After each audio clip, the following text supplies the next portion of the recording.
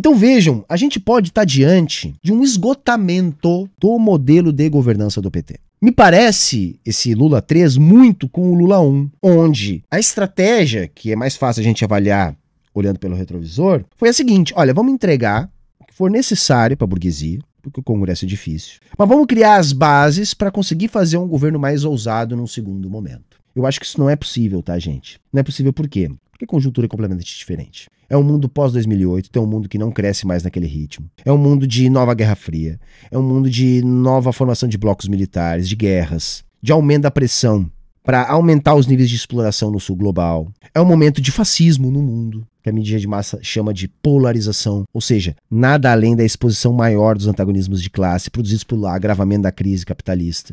Então é difícil. Por mais que o Lula seja um político habilidoso e possa estar percebendo que é um momento mais difícil que no Lula 1, eu não acredito que essa estratégia pode ser vitoriosa. A SP, a Standard & Poor's, né, eleva a nota de crédito soberano do Brasil para BB, né? Mais um pouquinho, vai para o BBB, não é isso? Após a reforma tributária. O país está perto de obter grau de investimento. Assim, isso é bom. Saca, qual a vantagem? O Brasil correndo atrás desse grau de investimento, lá na época do Levi com a Dilma, tá? Que fez aquele cavalo de pau na economia, ajudou a produzir aquela situação de crise. O Brasil não deve se preocupar, gente, com o grau de investimento. Tá? Esse tipo de chancela, ela é apenas um instrumento da ideologia para amordaçar a política monetária dos países em desenvolvimento. Por quê? Porque se o país estiver crescendo com demanda alta, né, com bom nível de emprego, de renda, uma boa infraestrutura, o investimento externo vem, dependente da nota, né, do rating do Brasil. Tá? Porque enquanto, por exemplo, a gente continuar perseguindo esse tipo de coisa, a gente vai estar errando, a gente vai estar no erro. Nessa semana, o Congresso Nacional aprovou o orçamento para 2024. Isso as agências de rating parecem não levar em consideração. Porque, por exemplo, a gente está numa situação de exigir um déficit zero para 2024 a qualquer custo. A qualquer custo. O orçamento que foi aprovado, ele dá continuidade ao projeto, que é o projeto para o sul global, para os países não desenvolvidos. Um projeto de recolonização ou de aprofundamento do imperialismo, que você preferir. Que é, na verdade, um projeto de implantação de um parlamentarismo disfarçado de presidencialismo. Cada vez mais, parece-me que o modelo político de cooptação utilizado pelo PT se esgotou. Porque antes, a ideia era comprar os deputados e conseguir, na medida que se entregava algumas coisas para a burguesia, também alguns avanços no que diz respeito aos interesses da classe trabalhadora. Agora, esse modelo não me parece mais fazer sentido. Por quê? Porque os deputados não precisam mais daquilo que era oferecido pelo governo até então por esse tipo de política, que é emenda e cargo. O Congresso Nacional percebeu que ele pode manipular a máquina inteira e fazer o executivo de refém. No orçamento se aumentou brutalmente o espaço para as emendas do orçamento impositivo. Se aumentou muito o espaço. Se reduziu verbas importantes. E, atrelada à lógica do arcabouço fiscal e meta zero, alguns setores, como por exemplo o ensino superior, já vem com dotação orçamentária inferior à do ano que está encerrando. E vamos lembrar o seguinte, como nós temos uma meta zero para atingir, necessariamente o governo vai precisar fazer contingenciamento. Se ele não fizer, corre o risco de impeachment. Ou seja, o orçamento foi aprovado com um brutal arroxo do investimento público, no custeio público, daquilo que interessa para a classe trabalhadora, e um brutal aumento do poder discricionário das emendas do relator. Ou seja, é agora um momento onde o nosso presidencialismo foi cooptado pelo Congresso. Quase que sem resistência. Quase que sem resistência. E, enquanto isso, as agências de risco aumentam a nossa nota e, por exemplo, a FEBRABAN vem comemorando o que está acontecendo, elogiando o plano Haddad. Gente, o que é bom para a FEBRABAN não pode ser bom para o povo. Isso tem que ficar muito claro. Se a FEBRABAN está achando ótimo, não é bom para nós. É sinal de que não vem nada de bom para nós. Por isso que é uma fraude completa a ideia, a crença na conciliação. Porque jamais o que é bom para a burguesia vai ser bom para a classe trabalhadora e vice-versa. E vice-versa. Né? A gente teve a aprovação, né, aclamada da reforma tributária. A gente já conversou sobre ela aqui, mas é bom a gente lembrar algumas questões. Porque, veja, ela foi aprovada com facilidade nesse mesmo Congresso que está fazendo o executivo de refém que a gente acabou de conversar. Por quê? Vamos entender o seguinte, é ruim o que foi aprovado a reforma? Não, não é ruim. Não é ruim. Mas na vida, o sentido prático do povo brasileiro não muda nada. Isso vai melhorar para as empresas. A gente tem um pouco mais de clareza em relação à tributação, as empresas vão gastar menos com advogado, com contador. Também tem uma questão positiva no sentido de dificultar aquela guerra fiscal entre os estados. Tem lá uma proposta de cashback que precisa ser regulamentada e precisa ter recursos, mas que em tese é bom também. Mas na prática não muda muita coisa, gente. Ao contrário, pode inclusive piorar para você que está aqui me assistindo, porque eventualmente alguns tributos podem aumentar. Eu não acho, por exemplo, que a nossa carga tributária ela é alta. Né? Um país que quer oferecer serviços públicos de qualidade precisa de uma carga tributária alta. Né? Não para se financiar, mas para ter bastante controle sobre sua moeda e ter soberania nacional e poder fazer a política monetária que permita ao Estado oferecer serviços públicos de qualidade.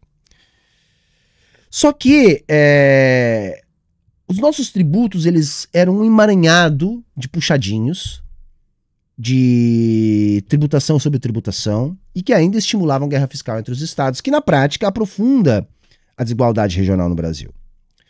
Então era meio que consenso essa primeira parte da reforma tributária, gente. Por quê? Porque esquerda e direita entendem que era necessário simplificar a tributação, o que de fato aconteceu. O texto foi piorado em alguns pontos, melhorado em outros pontos, ao longo do trâmite, mas não é nada revolucionário. Pode sim representar algum avanço. Agora, o que eu chamo a atenção para essa reforma? Que eu falei meses atrás, quando a gente avaliou ela aqui, e é bom a gente relembrar. Ela faz parte de um conjunto de reformas do nosso sistema tributário. Essa é apenas a primeira parte, e essa é a parte consensual. Porque ela não introduz nenhum mecanismo mais progressivo, ela apenas simplifica a nossa tributação, que era o interesse da nossa burguesia. Bom, como era interesse da burguesia, isso foi aprovado com facilidade. O que é interesse da classe trabalhadora é o que vem no restante do processo de reforma tributária, que é o aumento da progressividade, que é cobrar mais de quem tem mais, que é devolver mais para quem tem menos. Tá? Porque o que o Lula fez por decreto não é taxar os mais ricos, gente, por favor. Ele está modificando um sistema onde ele está dando um desconto para os mais ricos.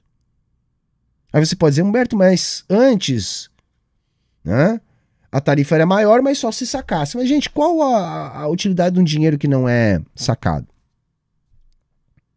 O burguês, para poder utilizar o dinheiro, tinha que pagar. Agora, mudou. Ele tem que pagar usando ou não, mas a alíquota é menor, então o desconto é feito por decreto e é muito tímido. A gente quer ver mais do que isso. Mas isso ficou para, na volta a gente compra, nessa parte da reforma. E aí vocês podem ter certeza, não vai ser aprovada assim com essa facilidade. Essa facilidade, ela é decorrente do fato dessa primeira parte da reforma ser uma parte da reforma que interessa a burguesia. Então vejam, a gente pode estar diante, tá, de um esgotamento do modelo de governança do PT. Tá? Me parece esse Lula 3 muito com o Lula 1, onde a estratégia, que é mais fácil a gente avaliar olhando pelo retrovisor, foi a seguinte: olha, vamos entregar o que for necessário para a burguesia, porque o Congresso é difícil, mas vamos criar as bases para conseguir fazer um governo mais ousado num segundo momento. Eu acho que isso não é possível, tá, gente? Não é possível por quê? Porque a conjuntura é completamente diferente. Completamente diferente. É um mundo pós-2008, é um mundo que não cresce mais naquele ritmo. É um mundo de nova Guerra Fria. É um mundo de nova formação de blocos militares, de guerras, de aumento da pressão para aumentar os níveis de exploração no sul global. É um momento de fascismo no mundo, que a mídia de massa chama de polarização, ou seja, nada além da exposição maior dos antagonismos de classe produzidos pelo agravamento da crise capitalista. Então é difícil. Por mais que o Lula seja um político habilidoso e possa estar percebendo que é um momento mais difícil que no Lula 1, eu não acredito que essa estratégia pode ser vitoriosa. Até porque agora quem está mais próximo do PT me parece ser uma turma mais à direita. O Lula 1 começou com o Zé Dirceu, ex-guerrilheiro, como homem da articulação política. Terminou com Dilma na articulação política na Casa Civil. A Dilma que não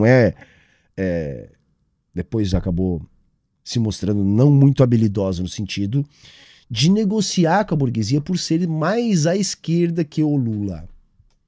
No sentido de não tolerar certos tipos de negociação. Agora quem é o homem forte? É o Padilha? É o Haddad? Vejam aqui, por exemplo, o que dos homens fortes na época do PT está dizendo do atual governo do PT. Com vocês, o José Genuíno. Nós não podemos discutir racionalização de tributos, nós temos que discutir divisão da riqueza. E essa reforma tributária, cantada em prosa e verso, não mexe no patrimônio, na riqueza, na progressividade, nos lucros e dividendos. Portanto, o credo neoliberal está mantido. Olhar para frente é gerar emprego, é aumentar os financiamentos da educação, saúde e assistência, programas populares como Minha Casa Minha Vida. Olhar para frente é reindustrializar o país, que é fundamental. Olhar para frente é recolocar a reforma nas instituições políticas, que, no meu modo de entender, a institucionalidade criada com o golpe de 2016 está sendo mantida, que eu me refiro às Forças Armadas, ao modelo de Congresso Nacional com emenda impositiva, ao sistema de justiça lava-jatista que está dentro do sistema de justiça.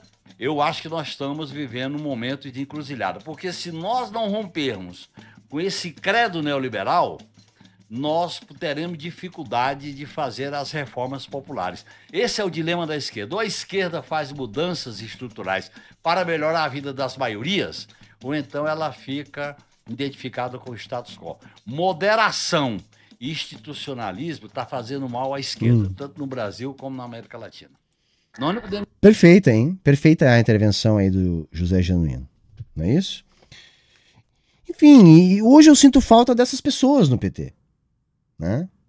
Sinto falta dessas pessoas no PT. Porque o que está acordado para frente, gente, é um governo rendido nas cordas, refém do Congresso Nacional, por falta de ousadia. Eu sei que a conjuntura é difícil, mas a gente precisa de ousadia. Precisa partir também para algum nível de enfrentamento, organização. Não é isso? Não é possível. Gente, o que está acordado com déficit zero, novo arcabouço fiscal e a exigência de contingenciamento, nós não vamos ter o crescimento que nós tivemos esse ano. Esse ano nós chegamos a gastar 9% do PIB.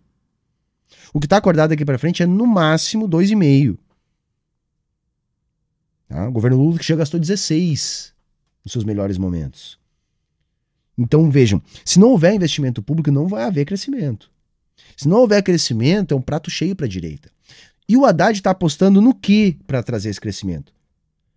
Parceria público-privada, investimento estrangeiro, investimento privado.